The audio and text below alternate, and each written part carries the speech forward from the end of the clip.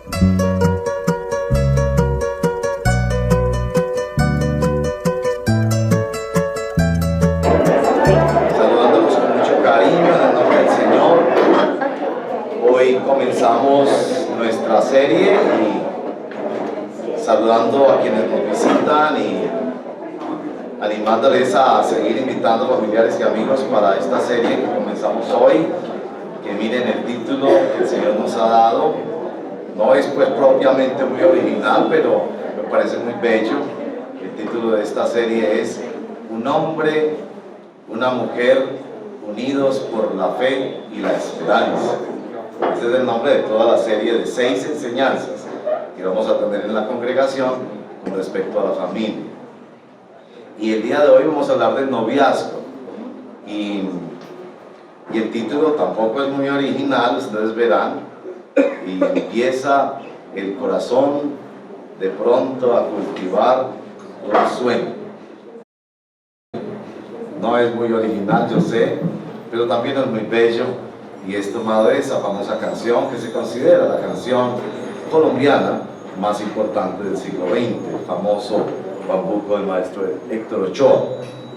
Así que les invito a abrir la palabra del Señor, desde la cual vamos a recibir instrucción y poder de Dios para este importantísimo tema.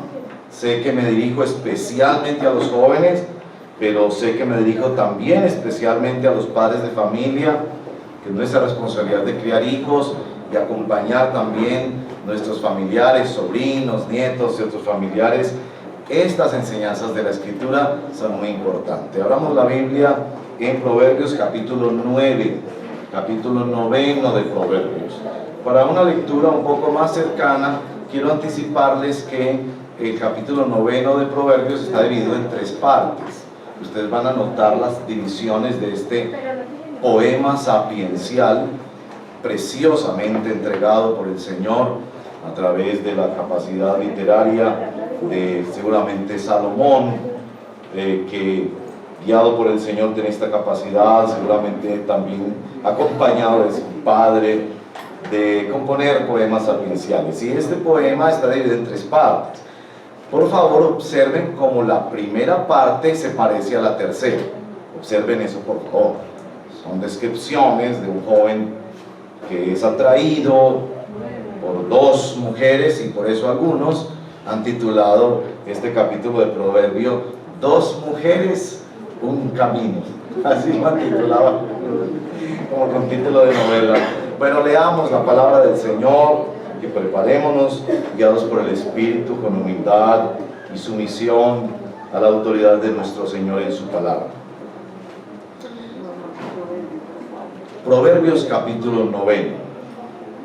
La sabiduría construyó su casa y labró sus 7 pilares. Preparó un banquete, mezcló su vino y tendió la mesa. Envió a sus doncellas y ahora clama desde lo más alto de la ciudad. Vengan conmigo los inexpertos, dice a los faltos de juicio. Vengan, disfruten de mi pan y beban del vino que he mezclado. Dejen su insensatez y vivirán. Andarán por el camino del discernimiento. Primera parte. La segunda parte de este poema. El que corrige al burlón se gana que lo insulten. El que reprende al malvado se gana su desprecio. No reprendas al insolente, no sea que acabe por odiarte. Reprende al sabio y te amará. Instruye al sabio y será más sabio. Enseña al justo y aumentará su saber. El comienzo de la sabiduría es el temor del Señor. Conocer al santo es tener discernimiento. Por mí aumentarán tus días, muchos años de vida te serán añadidos. Si eres sabio, tu premio será tu sabiduría. Si eres insolente, solo tú lo sufrirás. Tercera parte. Miren cómo se parece a la primera. La mujer necia es escandalosa, frívola y desvergonzada. Se sienta a las puertas de su casa sienta sus reales en lo más alto de la ciudad, y llama a los que van por el camino, a los que no se apartan de su senda. Vengan conmigo inexpertos, dice a los faltos de juicio. Las aguas robadas saben a gloria. El pan sabe a miel si se come a escondidas. Pero estos ignoran que allí está la muerte, que sus invitados caen al fondo de la fosa. Pedimos, Espíritu Santo, que nos orientes en la comprensión de esta tu santa palabra escrita, para que nuestros ojos se abran, para que nuestros corazones sean edificados en tu santa palabra que es viva y permanece para siempre. Y al tocar un tema que es tan importante en nuestra sociedad, como los jóvenes se cortejan, se acompañan, se encuentran para formar hogares, tema tan importante, pedimos tu dirección, Espíritu Santo, de manera especial. Te lo pedimos en el nombre de Jesús. Amén. Bueno, yo voy a abordar el tema en tres partes, pues como siempre, ¿no? La primera es tratar de responder dos preguntas que nos ayuden a entender las connotaciones bíblicas e históricas de este tema. La segunda es que quiero compartir un poquito de esta preciosa escritura que hemos leído. No vamos a profundizarla mucho hoy. Y en tercer lugar, quiero hablar como pastor y dar algunos principios y consejos para padres de familia y para los solteros. Entonces, primero quiero compartirles dos preguntas que nos ayudan a ambientar el tema. La primera pregunta es: ¿la Biblia no habla del noviazgo? Es que se dice que la Biblia no habla del noviazgo, que no, pues espera encontrar, ¿no?, que en la Biblia hay un capítulo, pues, y entonces hay como ese acercamiento en principio, ¿cierto?, de qué dice la Biblia sobre el noviazgo. Y bueno, debemos decir que la Biblia no habla específicamente de este tema, pero que sí describe relaciones de pareja. Preciosos libros como Ruth, Esther, El Cantar de los Cantares, en la perspectiva del matrimonio, del compromiso matrimonial. De allí viene una palabra que ustedes encuentran tanto en la Torá, en los primeros libros de la Biblia, como en los profetas, y se lo van a encontrar particularmente en la historia de José y María. Estando María desposada, esa es la palabra, desposada, que las traducciones más recientes usan la expresión comprometida en matrimonio, y eso sí lo habla mucho la Biblia. Se puede notar dentro de la misma Biblia cambio de costumbres en torno a cómo las parejas se encuentran para formar hogares. La participación de los padres es diferente de acuerdo a la época en la que se escribe tal o cual porción de la Biblia. La duración del compromiso, pues Adán y Eva no duró mucho el noviazgo, ¿no? Pero José y María da la impresión de que sí. En el caso de Abraham, es el papá el que manda a buscar la esposa de su hijo. Y la Biblia, noten, empieza con un matrimonio y termina con otro matrimonio.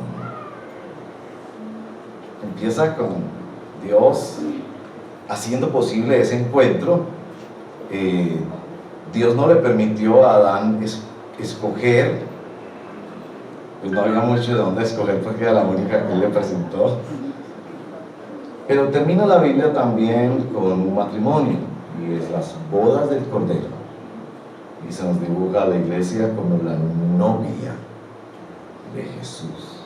Y eso es muy importante porque enfatiza que en este compromiso hay esa entrega, esa unidad, ese deleite, ese proyecto de crecer, de crear y de procrear. Bueno, también tengo que decir que la Biblia presenta al celibato como una alternativa y un don de Dios. 1 Corintios capítulo 7 debe ser un texto leído por los solteros. Entonces podríamos concluir que la Biblia no habla del noviazgo como es comprendido hoy en día. En otras palabras, la Biblia no habla del noviazgo recreativo o del noviazgo de entretenimiento, sino de una relación que cambia en los diferentes momentos de la historia, pero siempre con el propósito de ser una relación que va a llevar al matrimonio. Esto es muy importante como instrucción bíblica. Pero entonces, ¿qué es lo que pasa el día de hoy cuando ese asunto del noviazgo y de las relaciones entre solteros es algo tan fuerte? ¿Y qué es lo que pasa hoy? Que realmente lo más predominante en la sociedad hoy es el noviazgo recreativo.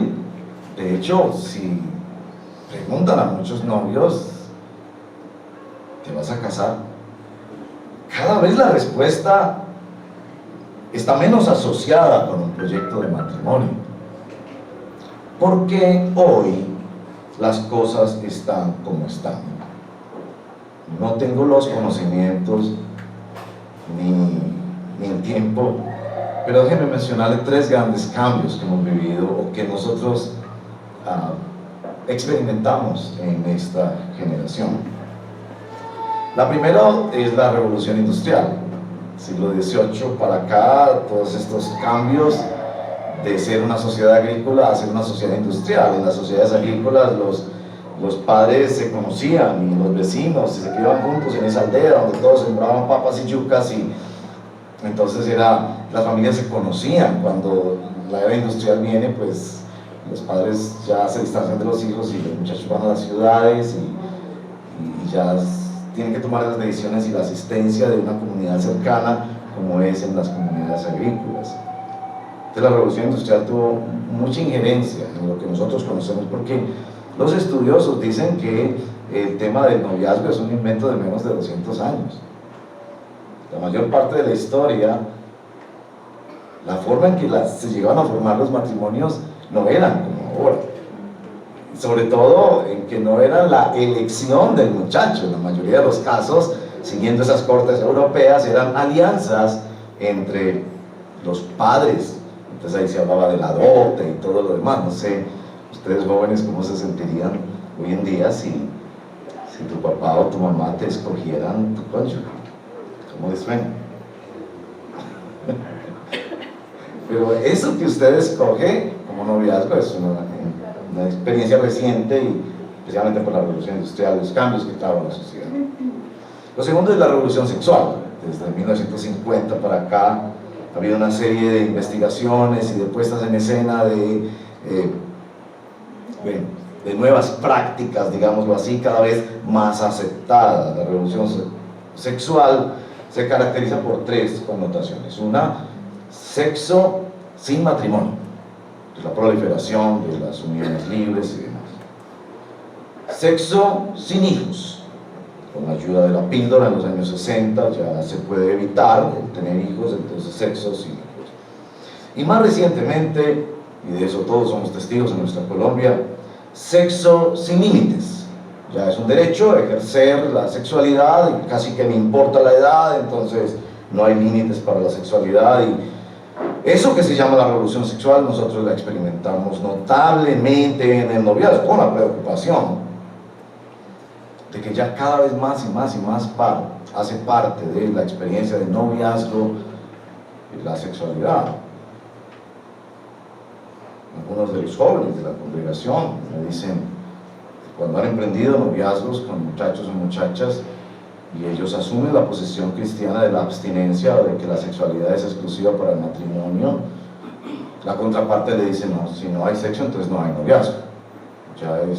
Ya es parte de la experiencia el expresarse sexualmente, y la pregunta ya se hace abiertamente cuando la muchacha llega a contarle a las amigas que hace 15 días tiene novio. La siguiente pregunta, ¿cuál es?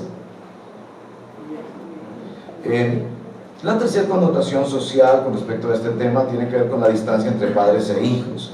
La tecnología, la educación, las diferencias en trabajo han marcado una gran distancia entre padres e hijos. Precisamente en ese tema creo que la iglesia tiene que presentar propuesta, porque, escuche esto muy bien, porque es una línea que tendremos para toda nuestra serie. Más que protestar contra lo que está pasando en la sociedad, lo que debemos hacer los cristianos y las iglesias cristianas es proponer el diseño y el modelo divino para las relaciones entre los sexos, hombre y mujer, y para la formación de matrimonios y hogares. Yo sé que hay momentos de protestar, pero más que eso es proponer, y una de las cosas que quiero proponerles hoy es que recuperemos el diálogo entre adultos, como yo, ya casados con nietos, y los jóvenes que apenas están a punto de o empezando una relación y proyectando un futuro hogar. Nos falta en eso. Creo que no podemos seguir la tendencia del mundo de dejar a los muchachos solos, y creo que una de las cosas más importantes de los adultos es reconocer nuestros errores y reconocer, escúchenme, adultos viejos como yo, que si estamos juntos hoy con la misma persona que escogimos, por pura misericordia de Dios, y que si llegamos a una persona buena con quien hemos podido ser fieles, fue por un milagro de Dios, porque eso sí es cierto. El amor, ese amor de pareja, el amor eros, el amor de pareja es ciego. El amor es ciego. Algunos dicen sordo y mudo, pero el amor es ciego. Y por ahí está esa frase que me encanta: el amor es ciego y el matrimonio tiene la facultad de devolverle la visión. El amor es ciego y el matrimonio tiene la facultad de devolverle la visión. Sí, porque ustedes conocen la historia del joven, ¿no? Que cansado de orar por su novia, y ya habían pasado meses y años, y él esperando, ¿ves? Miraba a la novia cristiana y miraba a la una y no le prestaba mucha atención a la otra y no funcionaba.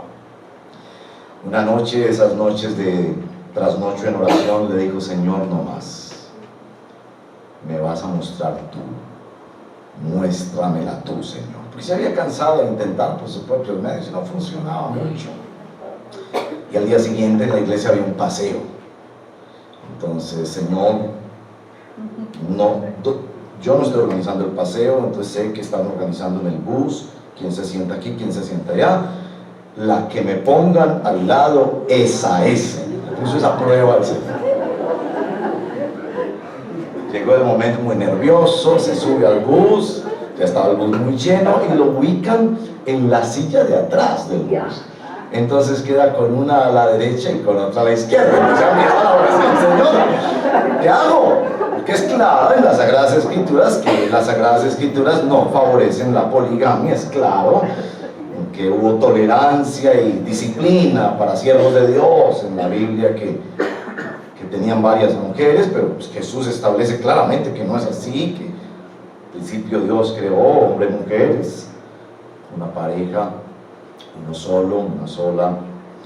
Señor, ¿qué hago aquí? Entonces se dio cuenta que la que estaba en un lado le gustaba mucho, era muy hermosa. Para él era muy hermosa, porque ustedes saben que esos asuntos subjetivos, parecía encantadora la chica, su personalidad, etcétera, etcétera.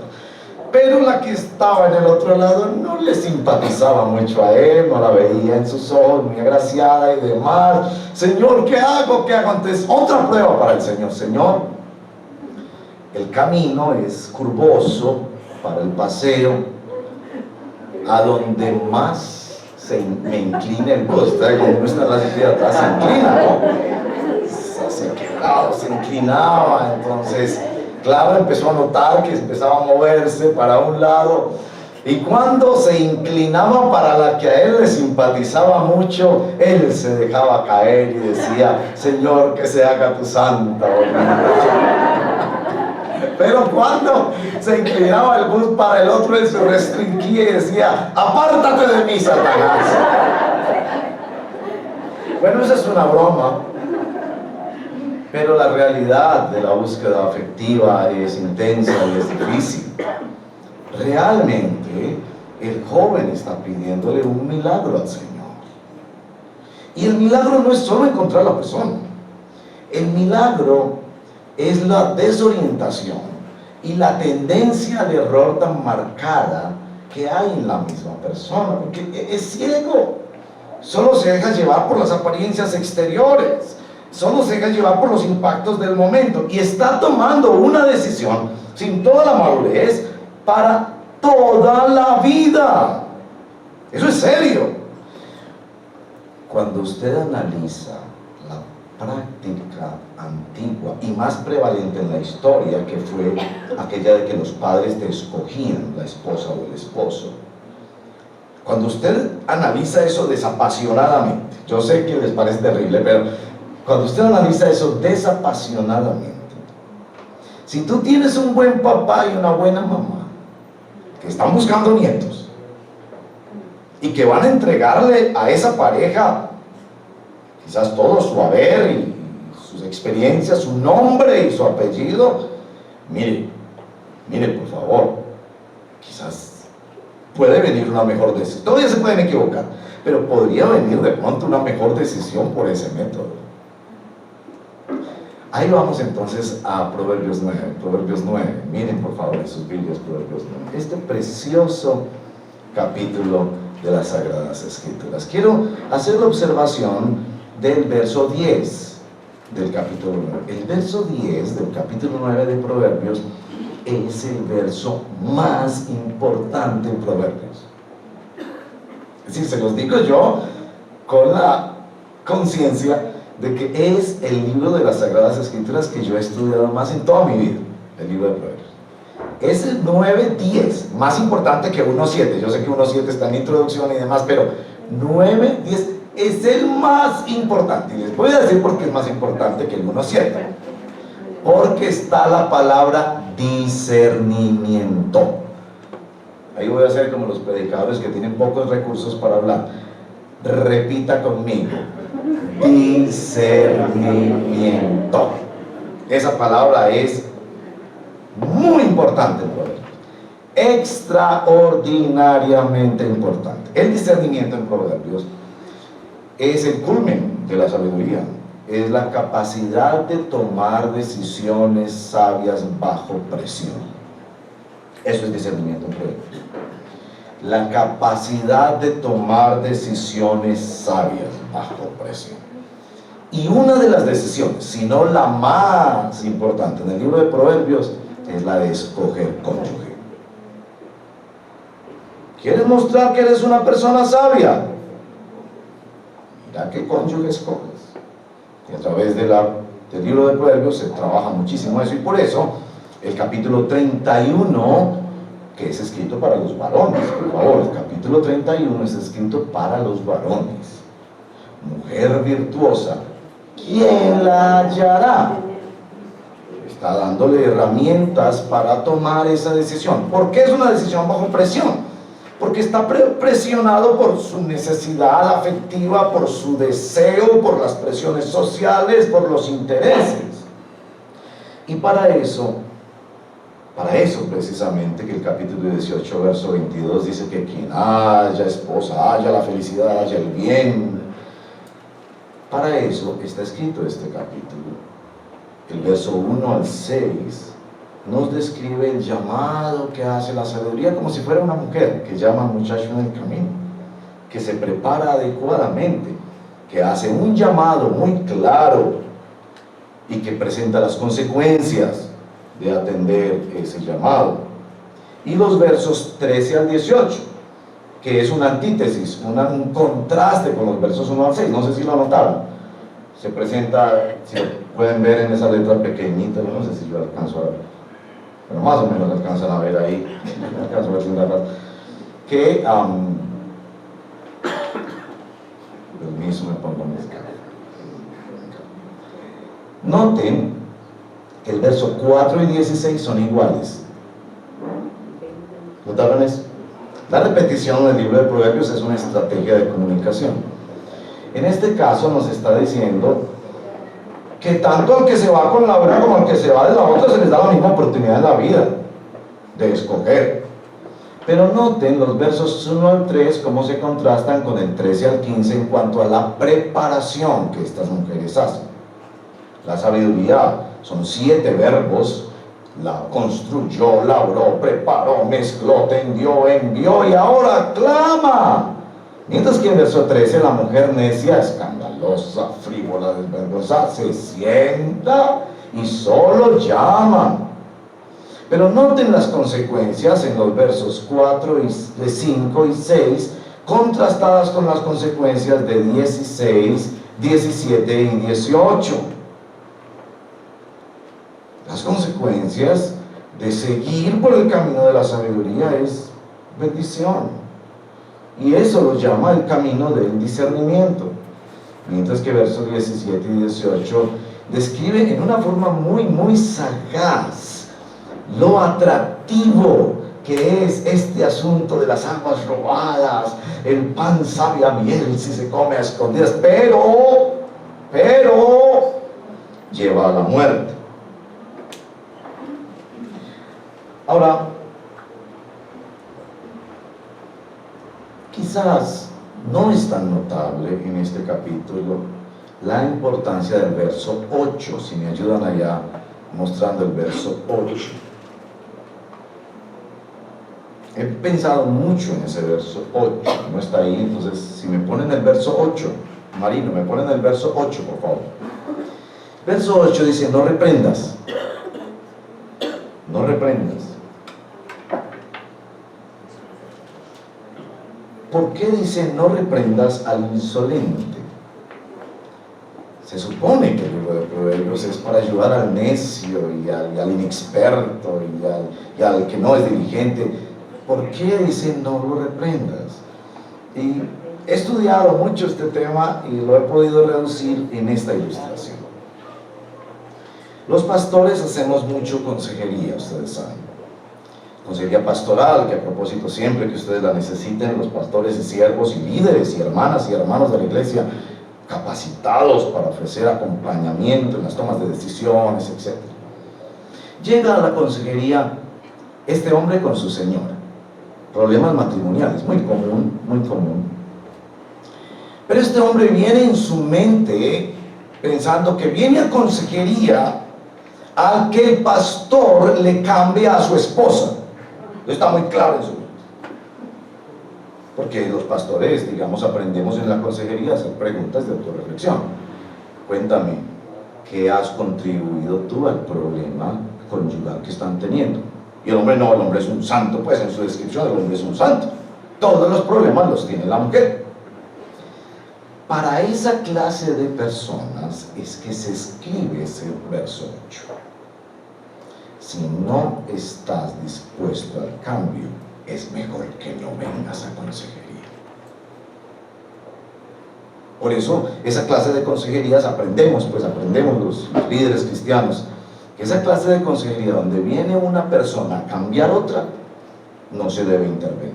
Ah, no, entonces, tú estás muy bien, entonces, déjame, yo veo cómo puedo conversar, porque como tú estás tan bien. Y claro, el Señor sale ofendido. Yo pensé que me iba a ayudar, claro, ayudar a cambiar a mi esposo. Yo pensé que ese pastor me iba a ayudar, hombre, y no me ayudaron. ¿Por qué eso es tan importante en el discernimiento? Porque no habrá discernimiento si no estás dispuesto a ponerte en la posición de la neutralidad y de la disposición a cambiar. Eso es fundamental. Porque puede ser que estás besando un sapo que se va a convertir en príncipe. Lindo. Pero ojo, puede ser que estés besando un príncipe que se va a convertir en sapo. Es decir, y eso me lleva al tercer punto: la necesidad de recibir consejo. Y quiero hablarles como pastor sobre este tema, porque yo soy pastor, soy también padre de familia y abuelo. Ustedes ven que yo repito mucho que soy abuelo. Entonces, es muy importante escuchar consejo. Tengo 4 consejos para los padres y 3 para los solteros. ¿Me los reciben? Yo espero que estén dispuestos a cambiar. Primero, enseñe su vida, padre de familia. Enseñe su vida. Háblele a sus hijos de su pasado, de los errores que usted cometió.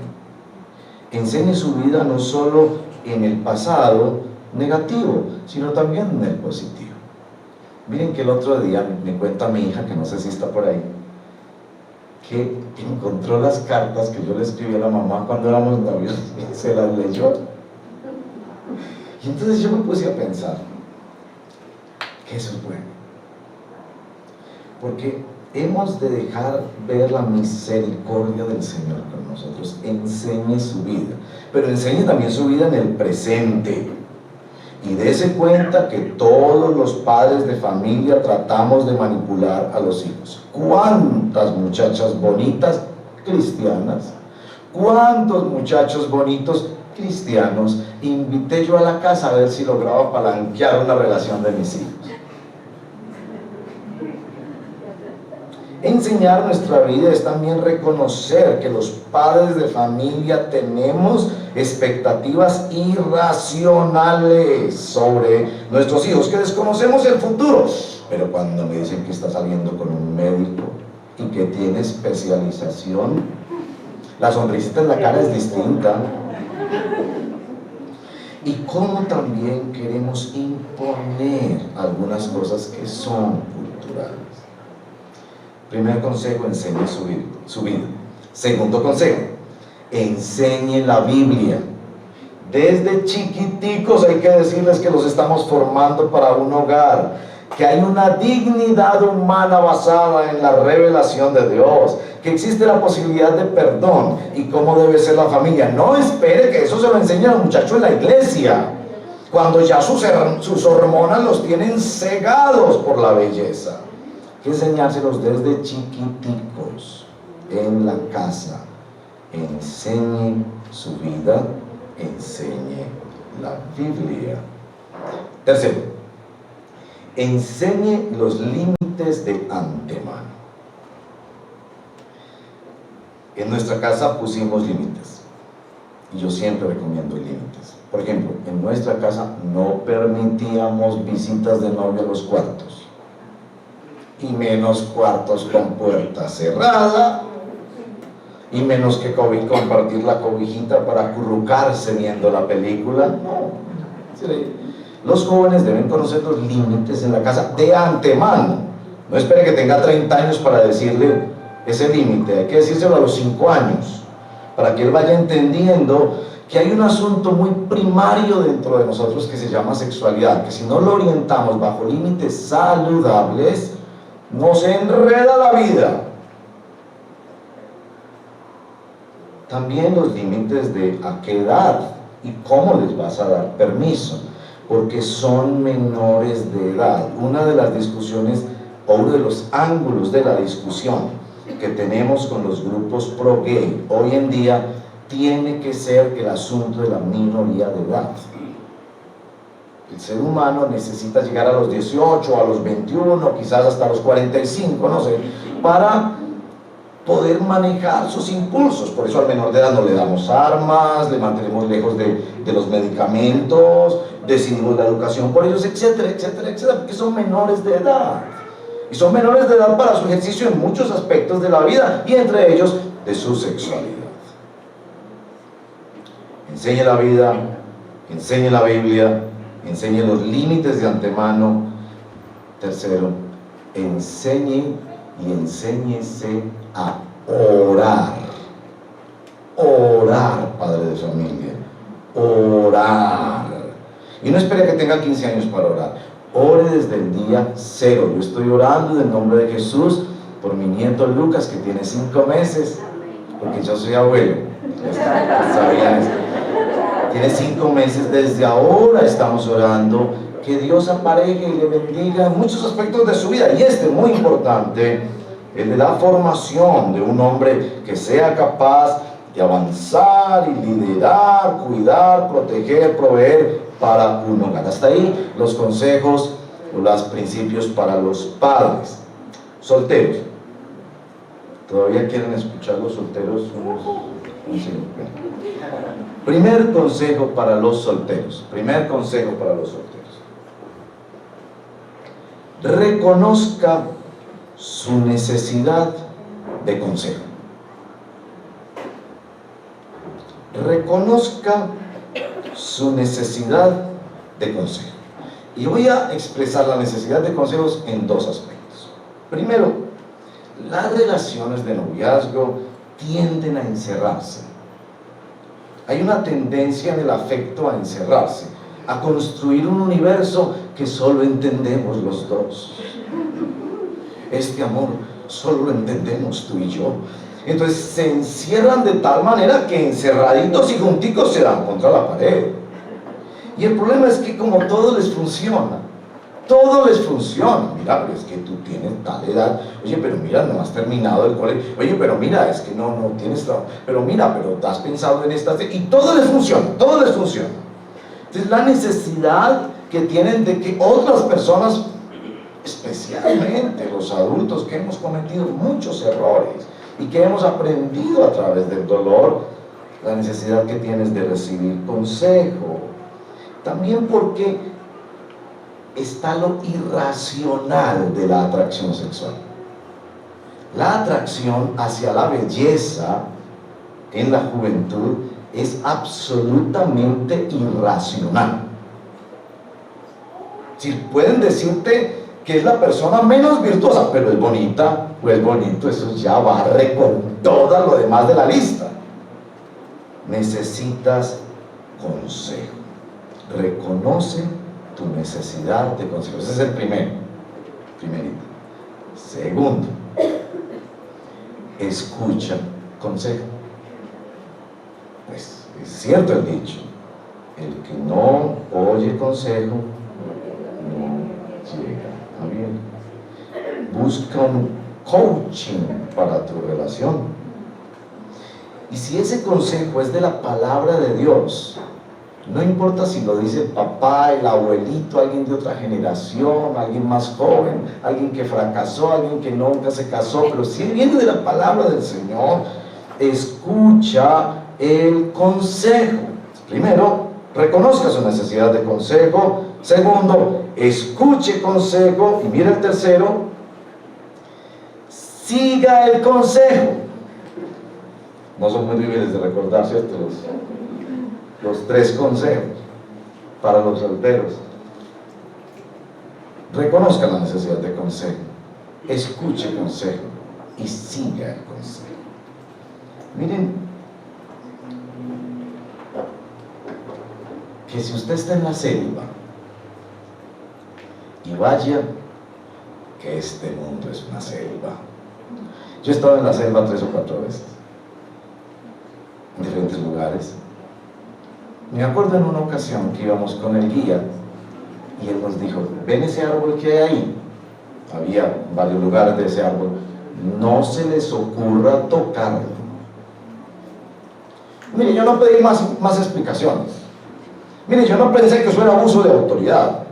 Miren, yo no dije, ¿cómo así? Yo lo toco a ver primero porque uno tiene que experimentar en cuerpo propio. No, yo dije, si ese señor que vive aquí y que nos lo dice con toda seriedad, dice, no lo toque, quizás lo único que voy a hacer es preguntarle, oiga, ¿me podría decir qué puede pasar? Y me dijo, el hospital está muy lejos, yo no sé si llegas vivo.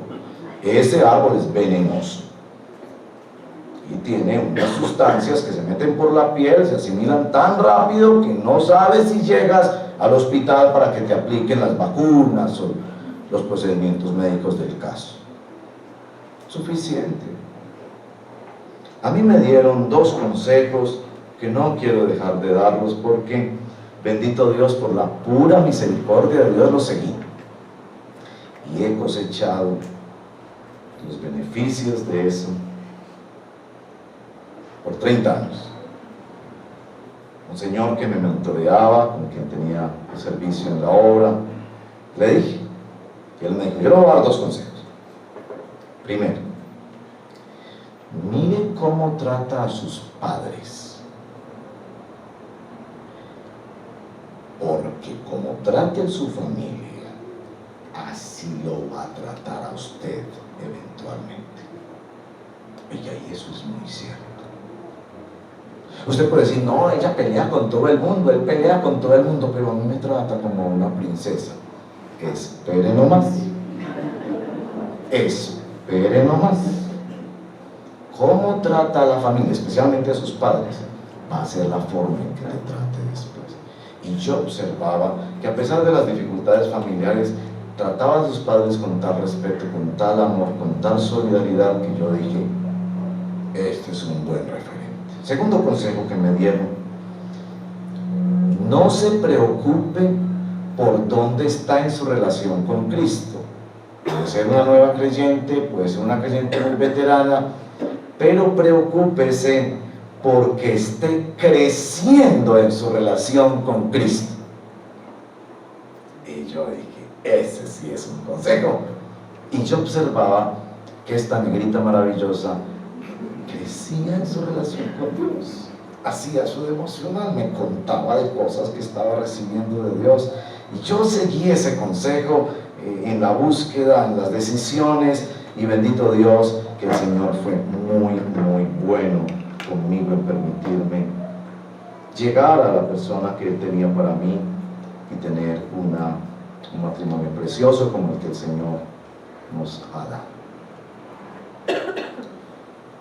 Algunas veces el consejo consiste en aléjate de relaciones que son tóxicas y adictivas. Esas relaciones de no puedo vivir ni contigo ni sin ti. Aléjate de relaciones tóxicas y adictivas. Y por eso quiero terminar haciendo dos aplicaciones.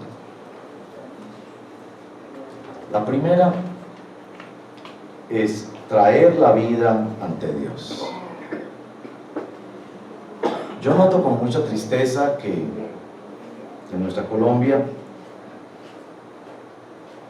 donde Dios nos ha dotado de tanta riqueza cultural, por ejemplo, uno de mis programas favoritos es Sábados Felices. Yo todos los sábados, casi todos los sábados veo Sábados Felices, me encanta ese programa. La creatividad de esos comunicadores me parece extraordinaria, la sencillez del formato, etc. Ustedes han notado que yo creo que no hay ni un solo episodio donde no haya chistes que denigran del matrimonio y de las relaciones de parejas saludables y estables. No falta el comentario o el chiste que denigra de las relaciones. ¿No han notado que es en la adolescencia cuando los muchachos empiezan a buscar novios y novias que se desaparecen de la iglesia? ¿Se fueron de la iglesia? Siguen mirando a la iglesia con mucho respeto, y yo me enorgullezco en el Señor de que me encuentro con esos muchachos, hijos y nietos de algunos de ustedes, y siento que tratan todavía a la iglesia, al redil y a los pastores del redil con tanto amor y con tanto cariño. Pero casi que es imposible no imaginar que la razón de su distanciamiento es que entraron en relaciones de noviazgo y ya está pasando lo que está pasando, entonces sus conciencias ya no les permiten, y ya el enemigo viene a sugerirles otras cosas y se alejan de la iglesia. Necesitamos traer esta dimensión de la vida al Señor. ¿Cómo la traemos al Señor? En arrepentimiento y en fe. Necesitamos pedir perdón al Señor. Hemos enseñado muy poco sobre este tema. Hemos hablado casi nada con nuestros hijos sobre este tema. Hemos sencillamente dejado que las cosas pasen. Y aún en nuestra querida iglesia cristiana está llegando a verse la influencia del mundo de parejas de novios que ya están viviendo en desobediencia al Señor. Necesitamos como iglesia arrepentirnos. Necesitamos como iglesia interceder porque nuestros muchachos vivan relaciones saludables, que vayan avanzando hacia la formación de hogares. Yo creo que puedo decir desde las Sagradas Escrituras, especialmente desde el libro de Proverbios, que el Señor no está de acuerdo con el noviazgo recreativo. Si el noviazgo no está apuntando hacia un matrimonio, entonces puede ser una amistad especial, donde evidentemente hay atracción, donde evidentemente hay una amistad que podrá derivar más adelante en un noviazgo, pero me parece que el mismo silencio de las Escrituras es ya de por sí pedagógico para nosotros. Necesitamos traer esta dimensión al Señor en oración y en testimonio cristiano, para que los solteros no estén buscando mascotas emocionales. La segunda dimensión de aplicación tiene que ver con un texto de San Pablo. No lo busquen, yo se los digo. Segunda de Corintios 11, verso 2. No he terminado de entender ese texto, lo advierto, pero me ha impresionado mucho ese texto. San Pablo está hablando de los corintios y les dice que él los ha desposado solamente con Cristo. Las nuevas traducciones están diciendo: yo los he prometido a ustedes a Cristo, que se ve como alguien que está guiando a la novia camino al altar, en esa visión del Apocalipsis, guiando a la novia camino al altar, para que sea pura, para que esté consagrada y preparada para recibir al Señor. Y precisamente con ese texto quiero terminar en este sentido. Es nuestra relación con el Señor la que nos faculta para las demás relaciones interpersonales. Es la intimidad con Cristo la que permite que ese noviazgo o ese matrimonio no sean un ídolo más en nuestra vida. Es que la muchacha habrá de decirle al joven que la pretende: es que yo ya tengo novio. Y el muchacho se va a ir de para atrás pensando: oye, ¿cómo así? Tal vez lo conseguiste por internet, desde otro país. No te lo he visto, no lo vas a ver. Por ahora, yo ya tengo novio. Mi novio es Cristo. Y Él estará en un lugar más importante que tú. ¿Puedes resistir eso? ¿Puedes resistir eso? Que yo tenga a alguien más importante en la vida que tú. ¿Puedes resistir eso? Y eso habrá de decírsele a los hijos. Eso habrá de decirse en el matrimonio, en el trabajo y en todas las dimensiones de la vida. Hay alguien más importante en mi vida que mis hijos, mis nietos, mi esposa, mi trabajo, mi salud. Hay alguien que sí llena mi corazón, y es ese eje central y marcante de nuestra vida el que nos permite caminar en la fe y traer nuestras vidas a la presencia del Señor. Les invito a que oremos. Señor Jesús, te damos gracias porque tú nos permites reflexionar juntos en este tema tan importante. Cuando el corazón empieza de pronto a cultivar un sueño, el sueño de formar un hogar, de encontrar a alguien a quien podemos servir, y el domingo próximo hablaremos de eso, del matrimonio como un ministerio, la importancia de verlo como un ministerio para acompañar a otra persona, y cómo la felicidad de nuestras vidas está ahí, en poder gozar y servir al Dios vivo a través de las personas que tú traes a nuestra vida para tu gloria. Padre, por favor, pedimos que tú bendigas a las parejas de novios que el próximo domingo salen para su retiro. Bendecimos el ministerio de Efraín y Eliana como los pastores de jóvenes en esta congregación, que se preparan para un precioso día de convivencia, de aprendizaje, de testimonio, de fortalecimiento, de búsqueda de respuestas, de amistad cristiana, donde queremos ministrarles palabra de Dios. Oramos, Padre, por los jóvenes y señoritas de esta congregación que están en relaciones de noviazgo. Pedimos que tú los bendigas, que los guíes, que no los dejes apartarse ni a derecha ni a izquierda de tu santa voluntad. que tú vayas dándoles oídos para oír y ojos para ver lo que tú estás mostrándoles en sus realidades cotidianas para obedecerte a ti. Así, Padre, te bendecimos y bendecimos a los novios de esta congregación y a los que también reciben esta enseñanza. Que, Señor, escuchen consejo, que reconozcan la necesidad de consejo y que sigan el consejo de la palabra del Señor. Por favor, ministralos, bendícelos, fortalécelos. Recíbelos en arrepentimiento y fe, como los recibes siempre, creyendo que tú perdonas, y creyendo que tú das nuevas oportunidades para proyectar la vida para la gloria tuya, Señor. Así te lo pedimos en el nombre poderoso de Jesús.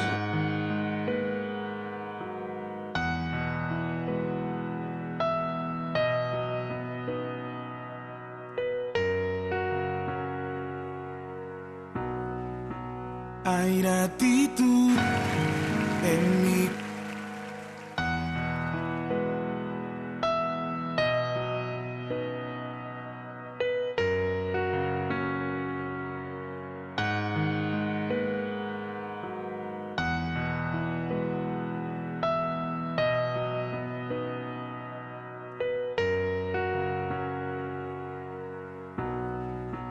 Hay gratitud en mi corazón, abro mis labios